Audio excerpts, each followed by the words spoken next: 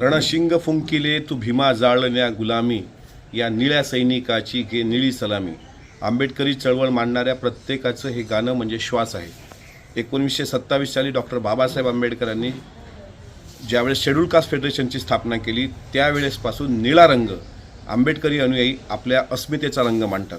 पोचीराम कांबळेंच्या आंदोलनाच्या बाबतीत असेल, मराठवाडा नामविस्ताराच्या आंदोलनाच्या बाबतीत सुद्धा निळा रंग हा शौर्याचं, त्यागाचं आणि बलिदानाचं प्रतीक मानला गेला.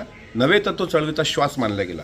एकीकडे चळवळ आम्ही सांगत असताना आम्ही पण सांगतो, आणि डॉक्टर जितेंद्र आव्हाड नावाची व्यक्ती महाराष्ट्रामध्ये मी किती पुरोगामी आहे, मी किती शिवशाहू आंबेडकरी चळवळीचा कार्यकर्ता आहे, भारतीय जनता पार्टीसोबत जाणारे किती नकली बेगडी आहेत, असं उसणं अवसान आणून ज्या पद्धतीनं स्वतःला पुरोगामी समजतात त्या जितेंद्र आव्हाडांनी काल राहुल गांधींच्या रॅलीमध्ये मूर्खपणाचं प्रदर्शन करत असताना अस्मितेचं प्रतीक असलेल्या निळ्या रंगाचा गमजा किंवा शॉल ज्यावेळेस सन्मानानं भीमसैनिकांनी त्यांना दिली त्यावेळेस त्यांनी ती फेकून दिली, अक्षरशः ती पायदळी तुडवल्या गेली.